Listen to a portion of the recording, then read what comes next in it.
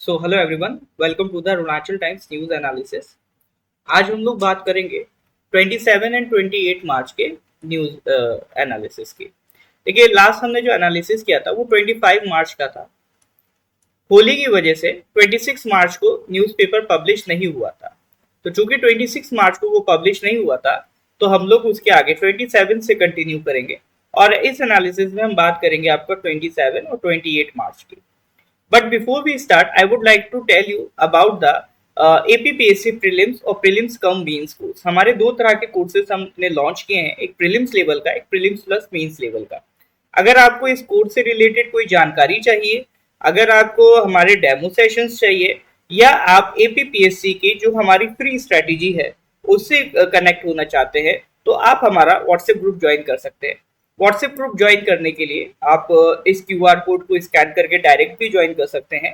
Otherwise इस number पर आप, ये मेरा ही नंबर है, इस पर व्हाट्सएप कर दीजिएगा एपीपीएससी, तो मैं डायरेक्ट आपको ये जो हमारा फ्री गाइडेंस वाला ग्रुप है फॉर एपीपीएससी इसमें ऐड कर दूंगा। तो चलिए स्टार्ट करते हैं सर। आज की पहली न्यूज, आज की पहली न्यूज है सर, अटल पेंशन योजना पुअरली डिजाइन। ये कांग्रेस का एक स्टेटमेंट है। वो देखो, कोई भी पार्टी दूसरी पार्टी पर आरोप प्रत्यारोपण करती रहती है, that is not our part. चूंकि अटल पेंशन योजना है ना, अटल पेंशन योजना is a scheme, government scheme. इस पे आपसे क्वेश्चन पूछा जा सकता है बहुत इजीली, जैसे प्रीवियस ईयर एग्जाम्स में भी पूछा गया प्रधानमंत्री स्वनिधि स्कीम। हालांकि बहुत पहले की स्कीम है, बट न्यूज में आई तो वो पूछ लिया सवाल। तो अटल पेंशन योजना भी न्यूज में जनरली आप देखने को मिलेगी, तो उस पर भी सवाल बन सकता है।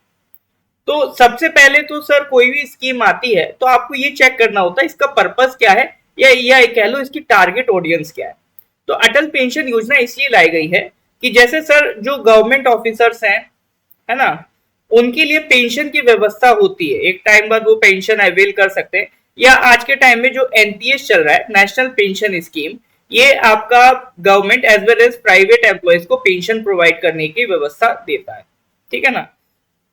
लेकिन जो हमारा अनऑर्गेनाइज सेक्टर्स है ना, जो अंडर प्रिविलेज हैं, जो पुअर हैं और जो अनऑर्गेनाइज सेक्टर्स हैं, जैसे कि मान लो किसी की शॉप है, कोई लेबर का काम करता है, तो जो अनऑर्गेनाइज सेक्टर में लोग काम करते हैं उनके लिए कोई पेंशन की व्यवस्था नहीं है। तो उनके लिए गवर्नमेंट ने स्कीम बनाई है अटल पेंशन योजना। तो पुअर, अंडर प्रिविलेज, या एक मेन वर्ड याद रखना, अनऑर्गेनाइज सेक्टर, ठीक है, इसमें मेन ध्यान रखेंगे अनऑर्गेनाइज सेक्टर के लिए यह जो आपका स्कीम है वो लॉन्च की गई है, अटल पेंशन योजना। डेट वेट ध्यान नहीं रखनी है। दूसरा ये याद रखना है सर, ये कौन से डिपार्टमेंट या मिनिस्ट्री के अंडर आती है, तो इसको हमेशा ध्यान रखना, PFRDA, pension fund regulatory and development authority, PFRDA इसको एडमिनिस्टर करता है। जो एनपीएस है इसको भी पीएफआरडीए में एडमिनिस्टर करता है, अटल पेंशन योजना को भी एडमिनिस्टर पीएफआरडीए करता है, ठीक है। एलिजिबिलिटी 18 to 40 ईयर्स, ये पूछे चांसेस कम है। मेनली अगर सवाल आएगा तो ये पूछेगा कि इसका पर्पस क्या है, या दूसरा इसको एडमिनिस्टर कौन करता है। मेनली सवाल आपके इसी से रिलेटेड आएंगे। बाकी बेनिफिट्स वगैरह मैंने मेंशन कर दिए, आप चाहें तो इसको पढ़ सकते हैं। The next news, actually next news नहीं है, एडिटोरियल है, prime ministers Bhutan visit countering China. अभी रिसेंटली प्रधानमंत्री भूटान गए थे और उससे पहले भूटान के जो प्राइम मिनिस्टर है वो भी इंडिया आए थे, तो उसी के रिलेटेड ये आपका क्वेश्चन बना है, वो एडिटोरियल बना है। तो इसमें जो ऑथर है, एडिटोरियल जो लिखने वाले ऑथर हैं, वो कहते हैं जो हमारे प्रधानमंत्री की भूटान की विजिट है, जस्ट एक हफ्ते बाद जब भूटान के पीएम शेरिंग तोब्गे जी इंडिया आते हैं, उसके जस्ट एक हफ्ते बाद हमारे प्रधानमंत्री भूटान जाते हैं, तो ये काफी एक सिग्निफिकेंट डिप्लोमेटिक वेट रखती है, यानी डिप्लोमेसी के पॉइंट ऑफ व्यू से ये एक इंपॉर्टेंट विजिट थी। इंपॉर्टेंट इसलिए भी थी क्योंकि देखो आज के टाइम में जो चाइना है वो अपना इन्फ्लुएंस बढ़ा रहा है, भूटान के साथ भी इन्फ्लुएंस बढ़ा रहा है, बांग्लादेश के साथ भी बढ़ा रहा है, नेपाल के साथ भी बढ़ा रहा है, तो हमारे बॉर्डर कंट्रीज के साथ वो इन्फ्लुएंस बढ़ा रहा है। तो ऑब्वियसली बात है, हमें भी अपने जो रिश्ते हैं भूटान के साथ और डीप करने होंगे। This visit was marked by a sense of urgency and a focus on fostering deeper ties with Bhutan. पिछले कुछ दशकों में अगर आप देखो, चाइना बहुत तेजी से राइज किया है, ठीक है, और उसने अपनी डिप्लोमेसी को असर्ट किया है कि भैया हम हैं, ठीक है ना। तो हमारे जो हिस्टोरिकल रिलेशन रहे हैं सब कॉन्टिनेंट बोले तो अपना जो आसपास का जैसे भूटान, नेपाल, अपने आसपास के जो पड़ोसी कंट्रीज हैं, उनमें जो हमारा एक इन्फ्लुएंस रहा है उसको चैलेंज कर रहा है चाइना की ग्रोथ, ठीक है। चाइना की जो इकोनॉमिक कॉपरेशन है, क्योंकि चाइना के साथ क्या है सर, पैसा बहुत है उनके पास, वो बहुत आसानी से एक लंबा अमाउंट बांट सकते किसी भी कंट्री को, वो बात अलग है, लेकिन कि वो उस कंट्री पे फिर एक तरीके से कॉलोनाइज करने की कोशिश करते हैं। जैसे श्रीलंका में हम्बन टोटा पोर्ट का जाना, ये सबकी आंखें खोली थी कि चाइना कर क्या रहा है। तो श्रीलंका हो या और अदर कंट्रीज हो, चाइना वहां क्या करता है, डेट ट्रैप करता है। तो पहले तो वो कहता है इकोनॉमिक कॉपरेशन हम करेंगे, लेकिन जिन कंट्रीज को अर्जेंट में नीड होती है वो नहीं देखते, उन्हें दिखता भैया पैसा दे रहा है चाइना, रख लो, ठीक है। एक ऐसी कंट्री जिसकी इकोनॉमी भारत से भी कम थी, आज वो उसकी इकोनॉमिक कॉपरेशन बहुत ज्यादा बढ़ती जा रही, तो उसका जो पॉलिटिकल और डिप्लोमेटिक क्लाउड है वो बहुत तेजी से आसपास के एरियाज में बढ़ रहा है, ठीक है ना। तो इस चीज को देखते हुए हमें भी अपने रिलेशंस इंप्रूव करने चाहिए, उसी के लिए प्रधानमंत्री भूटान गए थे, इसीलिए एक सिग्निफिकेंट ये visit है। Now, where is this more evident than in Bhutan, situated in the sensitive eastern Himalayas, where the borders of India, Nepal, and Tibet converge around the strategically crucial Siliguri corridor, ठीक है। तो इन तीन areas में जो एक बहुत common name आपको देखने को मिलेगा, सिलीगुड़ी कॉरिडोर, उसकी सिग्निफिकेंस की अब हम बात करते हैं। तो सिलीगुड़ी कॉरिडोर है क्या सर? ये आप मैप में देखो सर, ये अपना भारत है, ठीक है। ये वेस्ट बंगाल वाले हिस्से में ये एक छोटा सा पोर्शन आता है, ठीक है। एक छोटा सा पोर्शन यहाँ पर आपको देखने को मिलेगा, ये वाला सिक्किम वाला पोर्शन है, एक छोटा सा पोर्शन मिलेगा, इसको अपन क्या कहते हैं, सिलीगुड़ी कॉरिडोर, या इसको चिकन स्नैक भी कहा जाता है। इसकी इंपॉर्टेंस ये है सर कि लैंड के पॉइंट ऑफ व्यू से अगर आप देखोगे तो नॉर्थ ईस्ट इंडिया से कनेक्ट करने वाला एकमात्र रास्ता हमारे पास यही है। बाकी और अल्टरनेटिव रूट्स हम थ्रू बांग्लादेश डेवलप कर रहे हैं, बट स्टिल बांग्लादेश हमारा देश तो नहीं है ना। तो अपने देश के थ्रू एक लैंड बॉर्डर से कनेक्ट करने वाला नॉर्थ ईस्ट से सिर्फ यही रूट है। तो इसलिए इंपॉर्टेंट भी है कि कल मान लो चाइना ने किसी तरह से अगर हमें यहाँ से कट ऑफ कर दिया तो हमारा नॉर्थ ईस्ट से लैंड कनेक्शन खत्म हो सकता है। तो इसलिए ये अपने आप में एक सिग्निफिकेंस रखता है, ये आपका कॉरिडोर, ठीक है। तो it serve as a vital geopolitical and geo economic link connecting the north eastern states of India to the rest of the country, पूरे रेस्ट ऑफ द कंट्री से ये उसको जोड़ता है, ठीक है। अब देखो यहाँ पर ऑथर कह रहे हैं कि अगर चाइना को चिकन स्नैक की तरफ आना होगा, ठीक है, ये स्ट्रेटेजिक लोकेशन यहाँ समझो सर, खेल क्या चल रहा है यहाँ। अगर चिकन स्नैक, ये चिकन नेक पे चाइना को आना होगा तो चाइना क्या करेगा सर, जो इसने अपने आसपास ये सब चाइना है, इसने आसपास अपने जो फोर्सेस लगाई होंगी उसे रिपोजिशन करेगा। जैसे सिक्किम के आसपास भी इसने फोर्सेस लगाई होंगी, उनको भी रिपोजिशन करेगा। It could potentially reposition defences around Sikkim, thereby mitigating the threat posed to the Chumbi valley. यानी एक तरफ अगर वो चिकन नेक पे आने की तरफ कोशिश करता है तो जो चुंबी वैली का थ्रेट है उसको भी कम करता है। ये चुंबी वैली कौन सी जगह है सर? चुंबी वैली अगर आप देखोगे ये तिब्बत, ये चाइना में ही चुंबी वैली में एक एरिया है, ठीक है। अगर इस मैप से अगर आप समझो तो देखो ये आपका, एक बार फिर मैं रीड्रॉ कर देता हूं, you will find it more convenient. ये वाला जो सर पोर्शन है ये तो आपका हो गया सिलीगुड़ी कॉरिडोर, और ये वाला जो सर पोर्शन है ये हो गया आपका रेड से जो मैं मार्क कर रहा हूँ चुंबी वैली, ठीक है। तो यार चुंबी वैली में चाइना अपनी फोर्स लगा के रखता है, तो चुंबी वैली में भी हमें ध्यान देना पड़ता है कि सिक्किम पे अटैक हो सकता है चुंबी वैली से, तो चुंबी वैली पे फोर्सेस कम होंगी अगर चाइना चिकन नेक की तरफ बढ़ता है। तो यानी अगर चिकन नेक की तरफ बढ़ेगा तो जो चुंबी वैली से हमें खतरा है उसमें कमी आएगी। तो यानी एक हाथ से दे एक हाथ से ले वाली बात है, ठीक है। तो चुंबी वैली भी हमारी सिक्योरिटी को थ्रेटन करता है। चिकन नेक को तो सबको ही पता है, लेकिन चुंबी वैली इसलिए खतरा है क्योंकि सर ये सिक्किम से डायरेक्ट जुड़ा हुआ है, ठीक है। तो सिक्किम में अगर कोई भी खतरा होगा तो वो चुंबी वैली की तरफ से होगा। तो एक स्ट्रेटेजिक लोकेशन तो सर हो गई सिलीगुड़ी कॉरिडोर, दूसरी हो गई आपका चुंबी वैली। इसी तरह से एक तीसरी जो इंपॉर्टेंट प्लेस है दैट इज योर डोकलाम, ठीक है। डोकलाम स्टैंड ऑफ आपने सुना होगा, ठीक है। तो डोकलाम क्या है सर, ये जो आप जगह देख रहे हो ये ट्राई जंक्शन पर है। इधर इंडिया और ये चाइना और ये भूटान, इन तीन कंट्रीज के ट्राई जंक्शन पे ये जगह है डोकलाम। इसमें 2017 में काफी एक विवाद देखने को मिला था क्योंकि जो एरिया भूटान के अंडर में आ रहा था चाइना वहां पे रोड बना रहा था, तो इधर इंडियन आर्मी यहाँ पर पहुंच गई थी और बीच में एक स्टैंड ऑफ हो गया था इंडियन आर्मी और चाइनीज आर्मी के बीच में। उसको आगे चल के धीरे धीरे करके उसको डी एस्केलेट करा गया उस पूरे मुद्दे को, यानी यहाँ पर स्ट्रेटेजिक लोकेशंस में एक हमारे पास सिलीगुड़ी कॉरिडोर है, एक चुम्बी वैली है और तीसरा क्या है सर, डोकलाम है। ठीक है, तो despite Bhutan's steadfast partnership with India and the absence of formal diplomatic relations with China, Beijing has relentlessly pressured Thimphu for a favorable border settlement and equal bilateral relation. यानी बीजिंग कुछ इस तरह से कह रहा है भूटान से कि देखो तुम कब तक इंडिया के छोटा भाई बन के रहोगे, तुम हमारे साथ आओ, हम तुम्हें बराबर ये टेबल पे बिठा के बात करेंगे। और उसको प्रेशराइज भी कर रहा है कि तुम हमारे साथ डिप्लोमेटिक रिलेशन बनाओ। अभी भूटान के चाइना के डिप्लोमेटिक रिलेशंस नहीं है।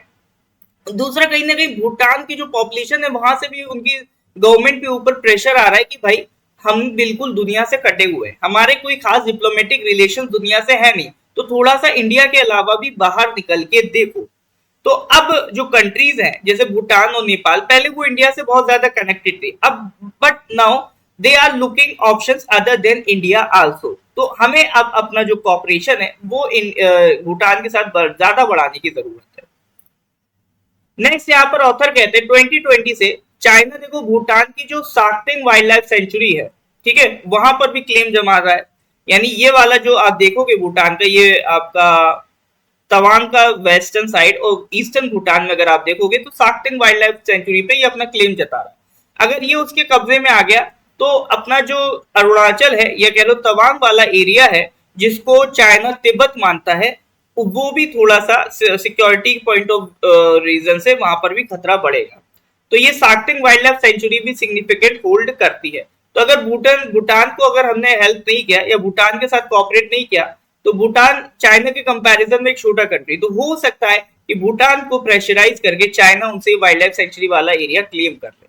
और अगर ऐसा होता तो ये हमारे सिक्योरिटी पॉइंट ऑफ व्यू के लिए बिल्कुल भी ठीक नहीं रहेगा। ठीक है, it could potentially serve as a base for China to access the Siliguri corridor। तो सिलीगुड़ी यहाँ से वो सर इधर तवांग की तरफ भी आ सकते हैं, फिर वो आगे चल के सिलीगुड़ी कॉरिडोर की तरफ भी आ सकते हैं, तो खतरा बना रहेगा। साथ ही साथ अभी तवांग में सेला टनल का इनॉग्रेशन हुआ, तो ये भी एक सिग्निफिकेंट न्यूज थी क्योंकि सेला टनल आपका तवांग वाले एरिया में है। तो यहाँ चलो ठीक है सर, टूरिज्म भी बढ़ाएगा, लेकिन सबसे बड़ी बात ये टनल की वजह से तवांग में मिलिट्री एक्सेस भी बहुत तेजी से पहुंच सकता है ना, हमारा मिलिट्री एक्सेस भी तेजी से पहुंचेगा, तो हम डिफेंड करना अब हमारे लिए तवांग को ज्यादा आसान हो जाएगा। तो एक तरफ जो चाइना का थ्रेट है उसको काउंटर करने के लिए सेला टनल का बन जाना, ये दोनों मतलब ऑथर कहते हैं ये किसी तरह का इत्तेफाक नहीं, गवर्नमेंट इसीलिए ये सारी चीजों पे वर्क कर रही है ना।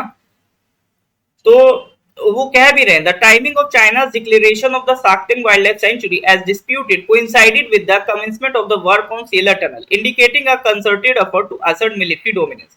यानी इधर चाइना ने कहा साक्टेंग हमारा है, उधर हमने सेला टनल डेवलप करना शुरू कर दिया। तो यानी एक तरीके से चाइना के मिलिट्री डोमिनेंस को हम क्या कर रहे हैं, चैलेंज कर रहे हैं।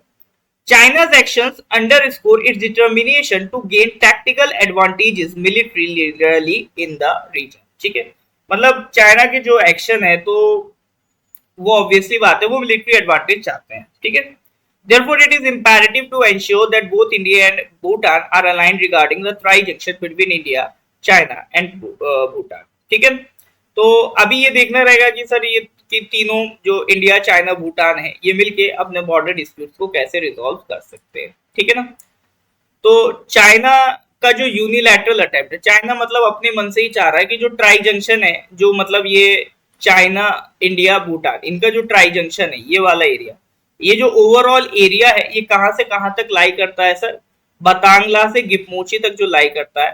तो चाइना जो ये पूरा ट्राई जंक्शन एरिया है इसको अल्टर करना चाहता है, मतलब अपने हिसाब से एरिया डिवाइड करना चाहता है, तो उसके लिए यूनिफाइड रिस्पॉन्स होना चाहिए ताकि उस रीजन में स्टेबिलिटी रहे और सिक्योरिटी रहे, ऐसा ऑथर सजेस्ट करते हैं। ठीक है ना, तो अभी जो साउथ एशिया में डायनेमिक्स इवॉल्व हो रही हैं, तो इंडिया ने भी अपनी जो अप्रोच है चाइना के रीजनल चैलेंज में उसको रीअसेस करना स्टार्ट कर दिया है। अब एक्सटर्नल अफेयर्स एज जयशंकर साहब ने भी कह दिया India can not maintain its historic primacy in the region solely through assertion. मतलब हम सिर्फ ये कह के कि भाई हम पुरानी कंट्री हैं, हमारे हिस्टोरिक रिलेशन है आपके साथ, हम अपनी पावर सिर्फ इतना कह के असर्ट नहीं कर सकते, हमें कुछ ऑफर भी करना पड़ेगा।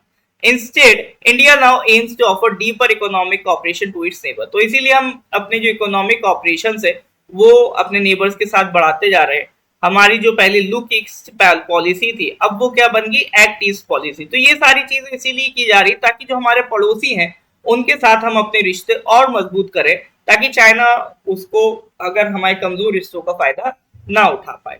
ठीक है, तो अभी ज्वाइंट स्टेटमेंट आया था, ठीक है ना, ज्वाइंट स्टेटमेंट जो भूटान के पीएमए और इंडिया के पीएमए उनकी तरफ से आया था। तो ज्वाइंट स्टेटमेंट शो कर रहा है कि इंडिया और भूटान अब सेम टेबल पे बात कर रहे हैं।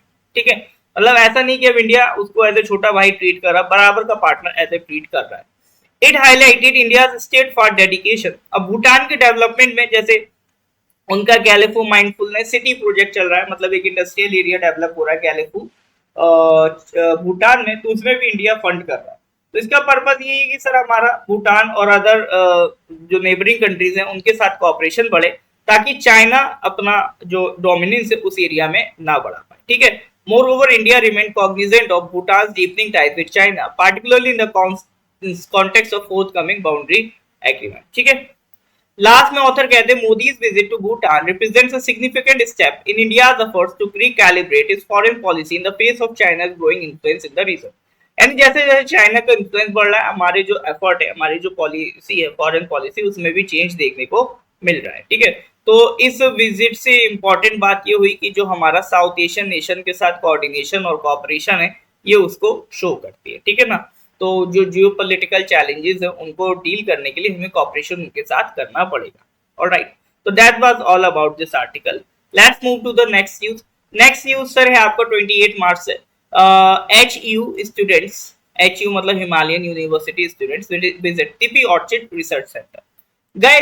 तो क्या सर न्यूज इसमें, देखो इसमें न्यूज ये है कि जो टीपी ऑर्चिड रिसर्च सेंटर है वो कहाँ पर है, वेस्ट कामेंग में है, ये ध्यान रखना। कभी कभी अरुणाचल जीके में इंपॉर्टेंट लोकेशंस आपसे एग्जामिनेशन में पूछ लेता है। ठीक है, जैसे अरुणाचल यूनिवर्सिटी कहाँ लोकेटेड है, आरजीयू कहाँ लोकेटेड है, ऑर्चिड रिसर्च सेंटर कहाँ लोकेटेड है, इस तरह के क्वेश्चन आपसे पूछ सकता है। Next article, are poor better off. ठीक है, ये आर्टिकल सर अभी रिसेंट में जो सर्वेज हुए हैं पॉवर्टी को लेके उससे डील करता है। ठीक है, इसको एक बार आप पढ़ लीजिएगा, मैं शॉर्ट में इसका कॉन्टेक्स्ट बता देता हूँ। अभी एक्चुअली नीति आयोग की तरफ से एक स्टेटमेंट आया था कि poverty stands eight just 5% in the country. ठीक है, तो इसकी काफी मतलब आलोचना हुई कि इस तरह से आपने कैसे ये डेटा बना दी कि भारत में सिर्फ 5% पॉवर्टी रह गई है ना। और यहाँ पे लिखा भी, drew flak from different international organisations not just Oxfam, though none thought it worth while to comment, मतलब किसी ने इतना भी वर्थ वाइल नहीं समझा कि इस पे कमेंट करें। तो इस तरह के ऑब्जर्वेशन में not be surprising because in reality the true conditions of the masses in the rural areas specially the backward districts of the country are best data. मतलब कुल मिला के ये जो डेटा है इसमें काफी खामियां जो ऑथर ने दिखाई हैं उसी से रिलेटेड ये आपका एडिटोरियल लिखा गया। ठीक है, तो अभी जो सर्वे रिलीज किया है नेशनल सैंपल सर्वे ऑफिस ने, एनएसएस ने ये सर्वे कराया था, वो किसका इंडिकेटर है, as its household consumption expenditure, मतलब हर एक घर कितना खर्च कर रहा है। तो इसने ये बताया कि जो रिचेस्ट 5% है, मतलब अर्बन एरिया के जो घर हैं उनमें जो रिचेस्ट 5% है वो स्पेंड करते हैं 10 गुने से ज्यादा then the poorest 5% on food and other necessities. ठीक है, मतलब एक अगर 5% रिचेस्ट लोग ले लो और 5% पुअरेस्ट लोग ले लो इस देश के, तो जो रिचेस्ट लोग खर्च कर रहे हैं it is 10 times more than the poorest 5% are spending. तो यानी साफ दिख रहा है कि सर जो ऊपर की क्रीम है वो ज्यादा खर्च कर रही है, नीचे की कर रही है बिल्कुल खर्च नहीं कर रही है। इसका मतलब सीधी सी बात है सर, इनकम इनइक्वालिटी बहुत ज्यादा है। ठीक है, in rural areas rich 5% spend nearly 8 times more than the poorest 5। ठीक है, तो ये आपके जो डेटा है ये आप ध्यान रखिएगा, ये आपसे एग्जामिनेशन में पूछ सकता है। 2011 से 12 में अगर हम देखें हमारा average national monthly per capita consumption expenditure कितना था, 1459 for rural and 2630 for urban area. अब सवाल यह है कि जो नीति आयोग है उसने पॉवर्टी जो है गवर्नमेंट के जो फ्लैगशिप प्रोग्राम्स है उसके बेसिस पे मेजर कर ली, या फिर उन्होंने क्या करा है जो स्टैंडर्ड पैरामीटर्स यूज होते हैं पूरे वर्ल्ड वाइड में पॉवर्टी मेजर करने के लिए उनको इग्नोर करा है। ठीक है, तो एक तरीके से ये थोड़ा सा मतलब ऑथर इस पे सवाल इसलिए भी जता रहे हैं कि जो गवर्नमेंट के रिसेंट ग्रोथ फिगर है वो शो करते हैं कि जो कंजम्पशन ग्रोथ है वो 4.4% थी, यानी लोग कंज्यूम कम कर रहे हैं। जो कंज्यूम की ग्रोथ है कोई भी प्रोडक्ट, उसकी 4.4% ग्रोथ है। ठीक है, तो अगर लोगों के पास पैसा आ रहा है, अगर मतलब पॉवर्टी खत्म हुई है मतलब पैसा ज्यादा आ रहा है, अगर पैसा ज्यादा आ रहा है तो वो लोग बेसिक स्टफ क्यों नहीं खरीद रहे हैं, जैसे कि सूप हो गया, हेयर ऑयल हो गया, टूथपेस्ट हो गया, बिस्किट हो गया, ये सब हो गया। तो ये कैसे पता चलेगा कि सर लोग ये सब खरीद रहे हैं कि नहीं खरीद रहे हैं? एक्चुअली ये जो दिन हमारी डेली बेसिक स्टफ की चीजें होती हैं, जैसे सोप है, हेयर ऑयल है, टूथपेस्ट, बिस्किट, ये सब आते हैं एफएमसीजी सेक्टर में, फास्ट मूविंग कंज्यूमर गुड्स। ठीक है, तो यहाँ पर ऑथर कह रहे हैं जो एफएमसीजी सेक्टर है वो is not quite growing with the slow consumption demand in the rural area. मतलब कंजम्पशन डिमांड स्लो है, ठीक है, उसी की वजह से आपका जो एफएमसीजी सेक्टर है वो भी ग्रो नहीं कर रहा है। तो अगर लोगों के पास पैसा आ रहा है तो एफएमसीजी सेक्टर तो तेजी से ग्रो करना चाहिए, तो क्यों नहीं कर रहा है? अगर एफएमसीजी सेक्टर ग्रो नहीं कर रहा है तो दैट मीन्स पैसा नहीं है लोगों के पास। ठीक है ना, तो ये ऑथर यहाँ पर इसको जो डेटा है गवर्नमेंट का उसको चैलेंज कर रहा है। Finally, it needs to be reiterated that tackling poverty or upgrading incomes of the bottom layers of the population, especially in the rural and backward areas, calls for a different approach to development. यानी अगर आपको population मतलब poverty हटानी भी है तो approach बदलनी पड़ेगी। अब यहाँ पर जो अप्रोच है ये आप ये अपने आंसर राइटिंग में ये पॉइंट्स यूज कर सकते हो कि जो पॉवर्टी इनइक्वालिटी है उसे हटाने के लिए क्या कार्य करा जा सकता है। तो उसमें ऑथर का एक सजेशन है, सुपर टैक्स लगा दो सर 2% का, या फिर कम से कम 1% का। जो 167 वेल्थियस्ट फैमिलीज आई है ना देश भर की, उन पर क्या लगा दो, एक सुपर टैक्स, एक अलग से 2% या 1% का टैक्स लगा दो, which would yield 0.5% on 0.25% of national income in revenues। तो इससे जो देश भर की नेशनल इनकम है 0.25 से लेकर 0.5% के बीच वो हम एक्स्ट्रा जनरेट कर लेंगे, जो हमारे पॉवर्टी को रिड्यूस करने में काम आएगी। यानी इनइक्वालिटी कुछ हम कम कर सकते हैं। ये 2% टॉप अमीर लोगों से लेके जो टॉप गरीब लोग हैं ये 2% हम उनको प्रोवाइड कर सकते हैं। ठीक है, साथ ही साथ कई सारे आपने जो प्रोजेक्ट्स देखे होंगे जो मेट्रोपॉलिसिस और सिटीज, बड़े बड़े शहरों के लिए आते हैं, बुलेट ट्रेन का प्रोजेक्ट, मेट्रो का प्रोजेक्ट, तो उसको चेंज करने की जरूरत है। यानी जो इंफ्रास्ट्रक्चर डेवलपमेंट है वो सिर्फ और सिर्फ रूरल अर्बन एरियाज में नहीं रहे, वो रूरल एरियाज में भी आए। यानी जितने भी आपके प्रोजेक्ट्स आ रहे हैं उसके 50% जो हो वो रूरल एरियाज के लिए होने चाहिए। तो हमें रूरल एरियाज में जब तक हम डेवलपमेंट नहीं करेंगे तब तक हम इनइक्वालिटी को रिड्यूस नहीं कर पाएंगे। तो अब वक्त आ गया है कि जो पॉलिटिकल लीडरशिप है it must adhere to the recommendations of economist and sociologist and give a new thrust to the rural sector. ठीक है, तो ये इस पॉइंट को हाईलाइट करते हुए ऑथर ने एडिटोरियल लिखा है। मूव करते हैं सर अगले न्यूज की तरफ। अगले न्यूज जो है एक डेटा है 783 million people face chronic hunger. ठीक है, ये आपका 28 मार्च का न्यूज है। 783 million people face chronic hunger yet the world waste 19% of its food, UN says. मतलब इतना लोग देश भर में भूखमरी से मर रहे हैं, दूसरी साइड 19% जो फूड है वो हमारा वेस्ट हो रहा है। तो इसके रिलेटेड कुछ डेटास हैं वो मैंने यहाँ पर मार्क कर दिए हैं, उसको आपको पढ़ लेना है। जैसे एक डेटा ये है कि ठीक है, यूएन की रिपोर्ट है, यूएन की रिपोर्ट कहती है जो दुनिया है उसने 19% ऑफ द फूड, जितना भी फूड प्रोड्यूस हुआ ग्लोबली में 2022 में, उसमें से 19% फूड वेस्ट हुआ है। वेस्ट आप भी जानते हो, शादी में गए, रेस्टोरेंट में गए, नहीं खाया, फेंक दिया, तो वो फूड को वेस्टेज कैलकुलेट करके इट इज अ 19%। आप सोचो 19% फूड वेस्टेज छोटी मोटी बात नहीं है सर। नंबर्स में देखो 1.05 बिलियन मैट्रिक टन, इतना खाना, तो आप सोचो कितने गरीबों को इससे भला हो सकता था। ठीक है, दूसरा यहाँ ये ध्यान रखना, ये रिपोर्ट बनाई किसने, ये को ऑथर्ड है यूएनईपी और दूसरा WRAP, waste and resource action programme. ठीक है, तो यूएनईपी और रैप इन दोनों ने मिलकर इस रिपोर्ट को पब्लिश किया है। ठीक है, तो इन्होंने क्या करा है कि हर पर्सन 79 केजी जो फूड है हर साल वेस्ट करता है। यानी हर एक पर्सन दुनिया भर में अगर आप देखो तो per year 79 KG food waste कर रहा है। तो अब हमें देखना चाहिए हम 79 केजी में से कितना वेस्ट कर रहे हैं। ठीक है, that equals to at least 1 billion meals. यानी हर साल 1 बिलियन मील्स को हम वेस्ट कर रहे हैं। तो 1 बिलियन मील्स आप इमेजिन करना, आप 1 बिलियन लोगों को खाना दे सकते हो दिन भर में, है ना। तो ये आप इमेजिन करना कितना बड़ा नंबर है। तो कलेक्टिवली जब हम डेटा को देखते हैं तो हमें पता चलता है कि हम छोटी छोटी जो गलतियां करते हैं वो कितनी बड़ी साबित होती है। साथ ही साथ फूड वेस्टेज ऐसा नहीं है कि सर सिर्फ सोसाइटी के पॉइंट ऑफ व्यू से it is a bad thing.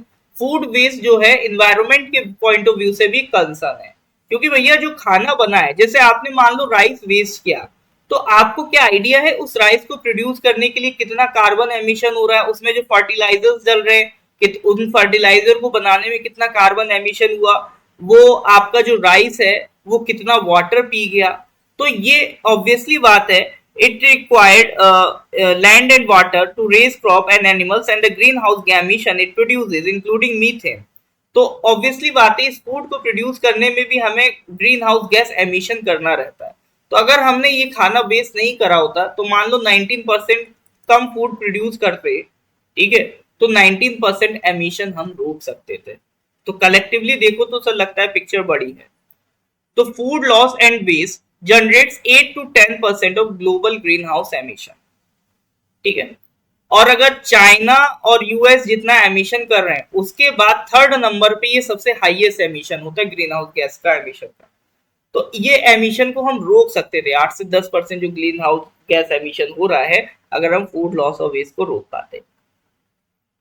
तो यहाँ पे मेन बात ये है कि reducing the amount of food that is wastage is an avenue that can lead to many desirable outcome. यानी अगर हम फूड वेस्टेज को रोक दें तो इससे काफी फायदा हो सकता है, रिसोर्स कंजर्व कर सकते हैं, एनवायरमेंट डैमेजेस को कम कर सकते हैं, फूड सिक्योरिटी को बढ़ा सकते हैं, और साथ ही साथ जो लैंड पोर्शन है वो भी हमारे पास ज्यादा अवेलेबल हो जाएगा, क्योंकि फिर हमें फूड प्रोडक्शन के लिए उतनी लैंड की जरूरत नहीं पड़ेगी, ठीक है ना। तो ये रिपोर्ट ने कहा कि जैसे फूड को रीडिस्ट्रीब्यूट करना, जैसे कि सरप्लस फूड को फूड बैंक या चैरिटी में दे देना, ये एक सिग्निफिकेंट स्टेप है कि हम इसको रोक सकते हैं। देखो आंसर राइटिंग में इस तरह का क्वेश्चन बन सकता है कि food wastage is a sincere problem, उसमें आपसे पूछ लेगा कि इसमें क्या किया जा सकता है।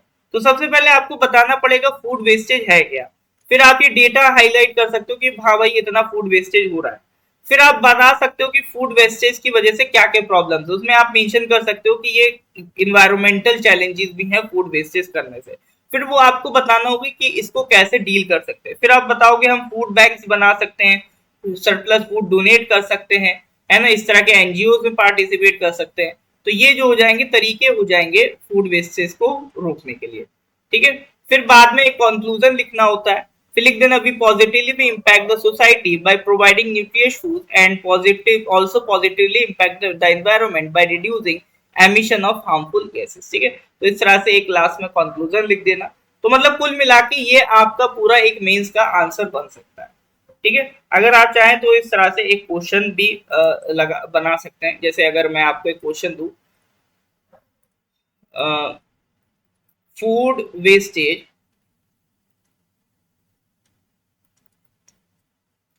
is a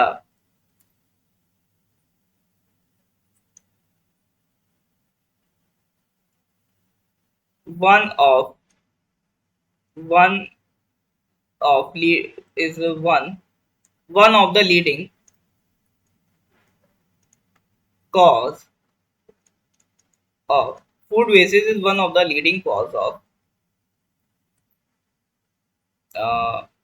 green house gas emission, ठीक है, ग्रीन हाउस गैस एमिशन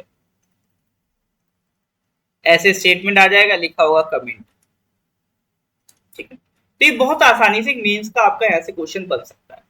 तो ये जो आपको कराए जा रहे हैं, ठीक है सर, ये जो मैं इस तरह से एडिटोरियल्स और आर्टिकल्स डिस्कस कर रहा हूँ, इसका पर्पज यही है ताकि आपको प्रेजेंस के साथ साथ आपके मेंस के लेवल में भी कुछ जो इंपॉर्टेंट फैक्ट्स हैं जिन पे करंट अफेयर से क्वेश्चन बन सकते हैं वो भी आपको साथ ही साथ कराए जाए। इसीलिए मैंने इसमें पूरे पूरे ये ब्लॉक मार्क कर दिए हैं ताकि आपको ऐसा ना हो कि पूरा ही आर्टिकल लगे कि सब लिखना है। तो ब्लॉक मार्क करने का पर्पज ये है कि जो इंपॉर्टेंट पॉइंट्स है वो आप यहाँ से लिख सकते हो। बाकी पीडीएफ इसको आप अवेल कर सकते हो हमारे व्हाट्सएप ग्रुप पर, ठीक है ना। इसकी पीडीएफ की भी लिंक वैसे मैं प्रोवाइड कर दूंगा, तो वहां से भी आप डायरेक्ट ये सारा पीडीएफ डाउनलोड कर सकते हो, ठीक है। पीडीएफ डाउनलोड करने की भी लिंक और जो हमारा एपीपीएससी का जो व्हाट्सएप ग्रुप है उसकी प्रिपरेशन ज्वाइन करने का लिंक, दोनों ही की लिंक हम डिस्क्रिप्शन और कमेंट सेक्शन में आपको प्रोवाइड कर देंगे, तो वहां से आप उसको डाउनलोड कर सकते हो। ठीक है सर, चलिए तो आज के एडिटोरियल में, आज एनालिसिस में हम इतना ही डिस्कस करेंगे। इसके आगे की कहानी we will discuss in the next news analysis. Till then goodbye and have a nice day.